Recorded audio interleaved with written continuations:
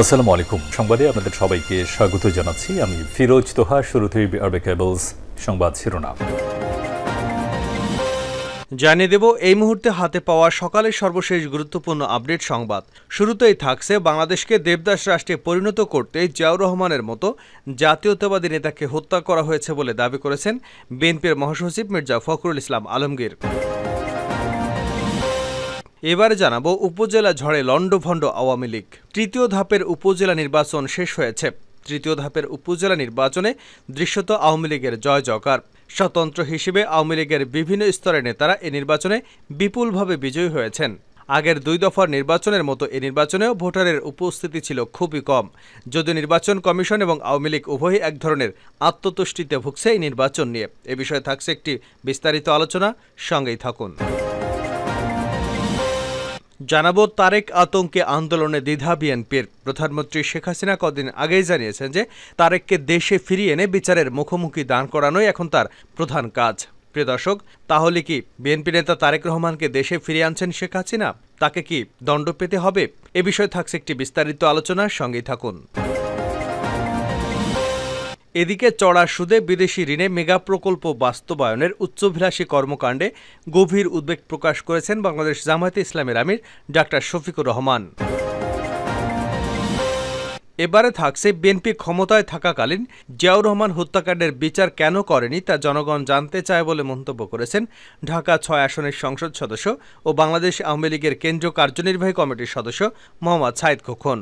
তিনি বলেন, জিয়াউর রহমান হত্যাকাণ্ড আজও রহস্যময় রয়ে গেছে। এ রহস্যের উন্মোচন ঘটাতে হবে। এবং সর্বশেষ জানাবো আন্তর্জাতিক সংবাদ। অধিকৃত পশ্চিম তীরের নাবলুস শহরের কাছে একটি গাড়ি হামলায় 2 ইসরায়েলি সেনা নিহত হয়েছে। বৃহস্পতিবার ভোরে ইসরায়েলি সেনাবাহিনী একথা স্বীকার করেছে। এতক্ষণ শিরোনাম শুনছিলেন, এবার বিস্তারিত। প্রিয় দর্শক, আপনি যদি এই চ্যানেলে নতুন হয়ে থাকেন, ভিডিওটি দেখতে দেখতে চ্যানেলটি সাবস্ক্রাইব করে আমাদের সঙ্গেই থাকুন। আর এই ভিডিও সম্পর্কে আপনি আপনার মূল্যবান মতামতটি কমেন্ট বক্সে জানিয়ে দিন। আর হ্যাঁ প্রিয় দর্শক, জানিয়ে দিন ভিডিওটি কোথা থেকে দেখছেন। বাংলাদেশকে দেবদাস রাষ্ট্রে পরিণত করতেই জিয়াউর রহমানের মতো জাতীয়তাবাদী নেতাকে হত্যা করা হয়েছিল বলে দাবি করেছেন বিএনপির মহাসচিব মির্জা ফখরুল ইসলাম আলমগীর। বৃহস্পতিবার জিয়াউর রহমানের ৪৩তম মৃত্যুবার্ষিকীতে রাজধানীর শাহজাহানপুরে দুস্থদের মধ্যে খাদ্য সামগ্রী বিতরণ কর্মসূচিতে এ দাবি করেন তিনি। জিয়াউর রহমানের হত্যাকাণ্ড পরিকল্পিত দাবি করে মির্জা ফখরুল বলেন, বাংলাদেশকে দেবদাস রাষ্ট্রে পরিণত করার জন্য এবং পরনির্ভরশীল একটা রাজ্যে পরিণত করার জন্য সেদিন এই জাতীয়তাবাদী নেতাকে হত্যা করা হয়েছে। তিনি বলেন, জিয়াউর রহমান তার অল্প সময় রাজনৈতিক জীবনে এবং দেশের জন্য অসাধারণ সব উদ্যোগের মধ্য দিয়ে অবদান রেখেছেন। আজ বাংলাদেশের যে অর্থনৈতিক উন্নয়নের ভিত্তি জিয়াউর রহমানই তা রচনা করেছিলেন। আওয়ামী লীগকে ইঙ্গিত করে বিএনপি মহাসচিব বলেন, আজ যারা বলেন বিএনপি কিছু করেনি, শহীদ জিয়া কিছু করেনি, সবকিছু তারাই করেছেন। তারা ১৯৭২ থেকে ১৯৭৫ সালে রাষ্ট্রের দায়িত্ব ছিলেন। সে সময় তারা সম্পূর্ণ ব্যর্থ হয়েছিলেন রাষ্ট্র পরিচালনা করতে। ব্যর্থতা এমন হয়ে গিয়েছিল যে সংবিধান সংশোধন করে সেদিন তারা একদিকে বিশেষ ক্ষমতায়ন, অন্যদিকে জরুরি অবস্থা, অবশেষে একদলীয় বাকশাল করেছিলেন। গণতন্ত্রকে হত্যা করেছিলেন। শহীদ জিয়া সেই গণতন্ত্রকে আবার ফিরিয়ে দিয়েছেন। আজ সেই গণতন্ত্রের জন্য লড়াই করতে হচ্ছে। উপজেলা ঝড়ে লন্ডভন্ড আওয়ামী লীগ। তৃতীয় ধাপের উপজেলা নির্বাচন শেষ হয়েছে। তৃতীয় ধাপের উপজেলা নির্বাচনে দৃশ্যত আওয়ামী লীগের জয় জয়কার। স্বতন্ত্র হিসেবে আওয়ামী লীগের বিভিন্ন স্তরের নেতারা এবং এই নির্বাচনে বিপুলভাবে বিজয়ী হয়েছেন। আগের দুই দফা নির্বাচনের মতো এই নির্বাচনেও ভোটারের উপস্থিতি ছিল খুবই কম। যদিও নির্বাচন কমিশন এবং আওয়ামী লীগ উভয়ই এক ধরনের আত্মতুষ্টিতে ভুগছেন। আওয়ামী লীগের সাধারণ সম্পাদক ওবায়দুল কাদের বলেছেন, ঘূর্ণিঝড় রেমালের পরেও ভোটের হার খারাপ নয়। নির্বাচন কমিশন একই রকম অভিমত ব্যক্ত করেছেন। তবে ভোটারের উপস্থিতি কম বেশি সেটা বড় কথা নয়। উপজেলা নির্বাচনে আওয়ামী লীগ রীতিমতো লন্ডভন্ড করে দিয়েছে। উপজেলা নির্বাচনের কারণে আওয়ামী লীগের শৃঙ্খলা ভেঙে পড়েছে, চেইন অব কমান্ড নষ্ট হয়েছে এবং দলীয় অনুশাসন লঙ্ঘিত হয়েছে। ভবিষ্যতে এই শৃঙ্খলা ফেরানো এবং লন্ডভন্ড আওয়ামী লীগকে সাজানো একটি বড় চ্যালেঞ্জ হবে বলে মনে করছেন রাজনৈতিক বিশ্লেষকরা। তৃতীয় ধাপের উপজেলা নির্বাচনে ওবায়দুল কাদেরের বাসভবনের সামনে অবস্থান গ্রহণ করেছিলেন তারই ভাই শাহাদাত এবং অন্যান্য প্রার্থীরা। তাদের দাবি, ওবায়দুল কাদেরের আরেক ভাই কাদের মির্জা তার প্রভাব খাটিয়ে নিজস্ব প্রার্থীদের জয়ী করবার জন্য নির্বাচনের প্রভাব বিস্তার করেছেন। কিন্তু এই ধরনের নির্বাচনী এলাকায় ভোট গ্রহণ বন্ধ হয়নি। কারো বিরুদ্ধে শাস্তিমূলক ব্যবস্থাও গ্রহণ করার খবর জানা যায়নি। ওবায়দুল কাদেরের দুই ভাইয়ের এই বিরোধের ফলে নোয়াখালী রাজনীতিতে একটি জটিল অবস্থা তৈরি হয়েছে। এর আগে ওবায়দুল কাদেরের প্রার্থী অধ্যক্ষ সেলিমকে পরাজিত করে একরামুল করিম চৌধুরীর ছেলে শাবাব চৌধুরী বিজয়ী হয়েছিলেন। এবার এই নির্বাচনে ওবায়দুল কাদেরের আরেক ভাই কাদের মির্জার সমর্থনের প্রার্থী হাওয়া ভাইকে পরাজিত করলেন। অর্থাৎ দলের ভিতরে একটা জগা খিচুড়ি বিশৃঙ্খলার অবস্থা বহন করে নোয়াখালীর এই ঘটনা। শুধু যে নোয়াখালী তা নয়, সারা বাংলাদেশে উপজেলা নির্বাচনে আওয়ামী লীগের প্রতিপক্ষ ছিল এবং এ সমস্ত নির্বাচনগুলোর আগে এবং পরের অনেক জায়গায় আওয়ামী লীগের অভ্যন্তরীণ কোন্দল ও সহিংসতার ঘটনা ঘটেছে। গোপালগঞ্জ তার বড় উদাহরণ।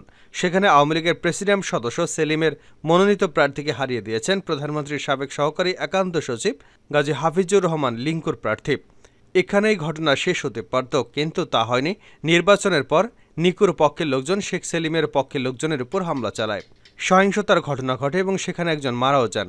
এই ঘটনায় প্রধানমন্ত্রী শেখ হাসিনা অত্যন্ত ক্ষুব্ধ হয়েছেন বলে জানা গেছে এবং এই ক্ষোভের কারণে শেষ পর্যন্ত কাজী হাফিজুর রহমান লিকুর সহকারী একান্ত সচিবের পদ হারিয়েছেন বলে কেউ কেউ মনে করছেন। শুধু যে গোপালগঞ্জে ঘটেছে এমনটি নয়, দেশের বিভিন্ন স্থানে এরকম ঘটনা অহরহ ঘটছে। আওয়ামী লীগের একান্ত নেতা গোপালগঞ্জ হল আওয়ামী লীগের আতুরঘর। সেখানে যদি এরকম ঘটনা ঘটে, সারা দেশের অবস্থা কি তা সহজেই অনুমেয়। তৃতীয় ধাপের উপজেলা নির্বাচনে বিভিন্ন স্থানে আওয়ামী লীগের হেভিওয়েট প্রার্থীদের মনোনীত মাইম্যানরা ধরাশয়ী হয়েছেন। অনেক জায়গায় আওয়ামী লীগের মধ্যে বিরোধ সহিংসতা পর্যায়ে চলে গেছে। সবকিছু মিলে আওয়ামী লীগের যে ক্ষত সৃষ্টি হয়েছে তা সারানো এখন অত্যন্ত বড় চ্যালেঞ্জ। তারেক আতঙ্কে আন্দোলনের দ্বিধা বিএনপির। প্রধানমন্ত্রী শেখ হাসিনা কদিন আগেই জানিয়েছেন যে তারেককে দেশে ফিরিয়ে এনে বিচারের মুখোমুখি দাঁড় করানোই এখন তার প্রধান কাজ। প্রধানমন্ত্রীর এই ঘোষণার পর বিএনপির মধ্যে চিন্তার ভাঁজ। বিএনপি নেতারা উদ্বিগ্ন, আতঙ্কিত। শুধু ঢাকায় বিএনপি নেতারাই নন, লন্ডনের তারেক জিয়াও এই বার্তাকে অত্যন্ত গুরুত্ব সহকারে নিয়েছেন। বিএনপির একাধিক দায়িত্বশীল সূত্র বলছে, তারেক জিয়া লন্ডন থেকে বিএনপির একাধিক নেতার সঙ্গে এ বিষয় নিয়ে কথা বলেছেন। নানা বাস্তবতায় প্রধানমন্ত্রীর বক্তব্যকে অত্যন্ত গুরুত্বের সঙ্গে নিচ্ছে বিএনপি। আর এ কারণেই তারা মনে করছে যে এরকম পরিস্থিতি হলে বিএনপির জন্য তা হবে এক ধরনের কঠিন বার্তা। এমনিতেই বেগম জিয়া মুসলিকা নিয়ে ফিরোজায় অবস্থান করছেন, আর তারেক জিয়াকে যদি দেশে ফিরিয়ে এনে শাস্তির আওতায় আনা হয় তাহলে বিএনপির জন্য এক কঠিন পরিস্থিতি তৈরি হবে। আর এ কারণেই জোরে সোরে আন্দোলনের ব্যাপারে বিএনপির মধ্যে দ্বিধাদ্বন্দ্ব দেখা দিয়েছে। দায়িত্বশীল একাধিক সূত্রগুলো বলছে, বিএনপি নেতারা জানবার চেষ্টা করছেন কেন প্রধানমন্ত্রী হঠাৎ তারেক জিয়ার বিষয়ে এমনটি বললেন। এ বিষয়ে বিএনপি নেতারা কেন গুরুত্ব দেবেন? বিএনপি নেতারাই একাধিক কারণে এটিকে গুরুত্বপূর্ণ মনে করছেন। প্রথমত, বিএনপি নেতারা বলছেন যে প্রধানমন্ত্রী যখন যেটা বলেন সেটা তিনি বাস্তবায়ন করে দেখান এবং এখানে তিনি সাহসিকতার সঙ্গে কাজ করেন। যেমন কেউ বিশ্বাস করেনি বেগম খালেদা জিয়াকে বাড়ি থেকে উচ্ছেদ করা হবে, কিন্তু বাস্তবে সেটা ঘটিয়েছেন। সকলের কাছে অকল্পনীয় ছিল বেগম খালেদা জিয়াকে কারাগারে 2 বছরের বেশি সময় আটকে রাখা সম্ভব হবে না, কিন্তু সেটাই করে দেখিয়েছেন প্রধানমন্ত্রী শেখ হাসিনা। কাজেই তারেক জিয়াকে লন্ডন থেকে দেশে ফিরিয়ে আনা হবে। প্রধানমন্ত্রীর এই ঘোষণা কেবল কথার কথা নয়, তিনি জেনে বুঝেই এটি বলেছেন বলে অনেকেই মনে করছেন। দ্বিতীয়ত, যুক্তরাজ্যের পরিবর্তিত রাজনৈতিক পরিস্থিতির একটা অন্যতম বিষয়। যুক্তরাজ্যে আগামী 4 জুলাই নির্বাচন অনুষ্ঠিত হতে যাচ্ছে এবং এই নির্বাচনে কনজারভেটিভ পার্টির পরাজয় সময়ের ব্যাপার বলে মনে করা হচ্ছে। যদি শেষ পর্যন্ত এই নির্বাচনে কনজারভেটিভ পার্টি পরাজিত হয় এবং লেবার পার্টি যদি ক্ষমতায় আসে তাহলে তারেক জিয়াকে দেশে ফিরিয়ে আনার পথ অনেক সহজ হবে। কারণ ইতিমধ্যেই সরকারের পক্ষ থেকে যুক্তরাজ্যে আবেদন করা হয়েছে যে তারেক জিয়াকে যেন দেশে ফিরিয়ে দেওয়া হয়। তার বিরুদ্ধে একাধিক অভিযোগ রয়েছে। তৃতীয়ত, লেবার পার্টি ক্ষমতা এলে বঙ্গবন্ধু ঘনিষ্ঠ কন্যা শেখ রেহানার মেয়ে টিউলিপ সিদ্দিকী অত্যন্ত গুরুত্বপূর্ণ হবে এবং তিনি ব্রিটিশ সরকারের অত্যন্ত গুরুত্বপূর্ণ ব্যক্তি হবেন। ফলে তারেক জিয়াকে দেশে ফিরিয়ে আনাটা অনেক সহজসাধ্য ব্যাপার হবে। চতুর্থত, ব্রিটেনে যে অভিবাসন সংকোচন নীতি গ্রহণ করা হয়েছে, এ নীতির কারণে এখন হয়তো তারেক জিয়াকে বেশি দিন লন্ডনে থাকা যাবে না। তাছাড়া বাংলাদেশ এবং যুক্তরাজ্যে যে চুক্তিগুলো স্বাক্ষর হয়েছে তাতে যে কোনো দণ্ডিত ব্যক্তিকে বাংলাদেশ যেমন যুক্তরাজ্যকে ফেরত দিতে হবে, তেমনি যুক্তরাজ্য বাংলাদেশকে ফেরত দেবে। এই সমস্ত বাস্তবতায় অনেকেই মনে করছেন প্রধানমন্ত্রী একটি পরিকল্পিত চিন্তার অংশ থেকেই এ ঘোষণাটি দিয়েছেন। আর তাই বিএনপির মধ্যে একটি আতঙ্ক তৈরি হয়েছে। বিএনপি নেতারা মনে করছেন যে এখন বড় ধরনের আন্দোলনের চেষ্টা করলে তারেক জিয়ার উপর চাপ বাড়বে, তারেক জিয়া যুক্তরাজ্য থেকে দুর্বিষহ হয়ে পড়বে। এ কারণে তারা আন্দোলন করবে না সরকারের সাথে গোপন সমঝোতা করবে, এটি নিয়ে দ্বিধাদ্বন্দ্বে রয়েছে। চড়া সুদে বিদেশি ঋণে মেগা প্রকল্প, উদ্বেগ জামায়াতের আমিরের। চড়া সুদে বিদেশি ঋণে মেগা প্রকল্প বাস্তবায়নের উচ্চাভিলাষী কর্মকাণ্ডে গভীর উদ্বেগ প্রকাশ করেছেন বাংলাদেশ জামায়াতে ইসলামের আমির ডক্টর শফিকুর রহমান। বৃহস্পতিবার দলটির কেন্দ্রীয় মজলিসের শূরার এক বৈঠকে তিনি এই উদ্বেগ প্রকাশ করেন।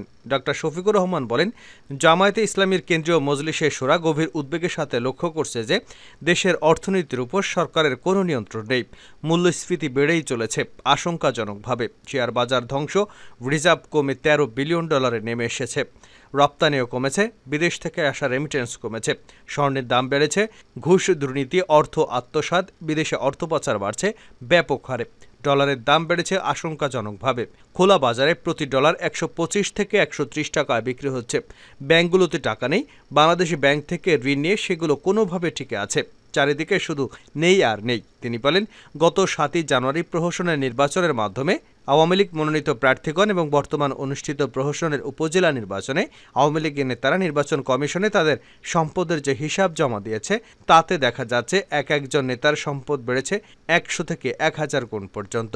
এতে বোঝা যায় যে সরকার এবং সরকারের দলের নেতাকর্মীরা কি পরিমাণ লুটপাট এবং দুর্নীতি করেছেন। বর্তমান সরকার ঋণের ভারে জর্জরিত। দেশের প্রতিটি নবজাতক 1 লাখ টাকা ঋণ মাথায় নিয়ে জন্মগ্রহণ করছেন। সরকারকে বছরে বিদেশি ঋণের সুদ দিতে হচ্ছে প্রায় 1.25 লাখ কোটি টাকা। বর্তমান সরকার ঋণ নিয়ে ঋণ শোধ করছে। জনগণের আশঙ্কা, সরকার ব্যাংক থেকে ঋণ নিয়েছে এবং তা পরিশোধ করতে পারবে না। এ অবস্থায় আর্থিক খাতে ভয়াবহ সংকটও বিরাজমান। শেষ করছে আন্তর্জাতিক সংবাদ দিয়ে। পশ্চিম তীরে গাড়ি চাপায় 2 ইসরায়েলি সৈন্য নিহত। অধিকৃত পশ্চিম তীরে নাবলুস শহরের কাছে একটি গাড়ি হামলায় 2 ইসরায়েলি সেনা নিহত হয়েছে। বৃহস্পতিবার ভোরে ইসরায়েলি সেনাবাহিনী একথা স্বীকার করেছে। সেনাবাহিনী এর আগে বুধবার নাবলুসের বাইরে একটি ইসরায়েলি বসতির কাছে একটি গাড়ি হামলার কথা জানিয়েছিল। পরে জানানো হয়, হামলায় সৈনিক এলিয়া হিলেল এবং ডিয়েগো শোভিসা হারশাস নিহত হয়েছে। উভয়ের বয়স 20 বছর এবং তাদের কেফির ব্রিগেডের সদস্য হিসেবে শনাক্ত করা হয়।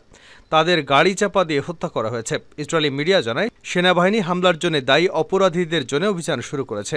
গাজায় হামাসের বিরুদ্ধে ইসরায়েলের যুদ্ধের পটভূমিতে পশ্চিম তীরে সহিংসতা ছড়িয়ে পড়েছে। হামাস পরিচালিত অঞ্চলের স্বাস্থ্য মন্ত্রণালয় জানায়, ইসরায়েলের প্রতিশোধমূলক আক্রমণে গাজায় কমপক্ষে 36,171 জন নিহত হয়েছেন, যাদের বেশিরভাগই নারী ও শিশু। যুদ্ধ শুরু হওয়ার পর থেকে পশ্চিম তীরে সহিংসতা বেড়েছে। ফিলিস্তিনের কর্মকর্তাদের মতে, 7 অক্টোবর থেকে ইসরায়েলি সেনা বা ইহুদি বসতি স্থাপনকারীদের হামলায় পশ্চিম তীরে অন্তত 519 ফিলিস্তিনি নিহত হয়েছেন। ইসরায়েলের সরকারি পরিসংখ্যান এপির সমীক্ষা অনুসারে বুধবারের গাড়ি হামলায় 2 জন সহ এ সময় পশ্চিম তীরে কমপক্ষে 12 জন ইসরায়েলি নিহত হয়েছে।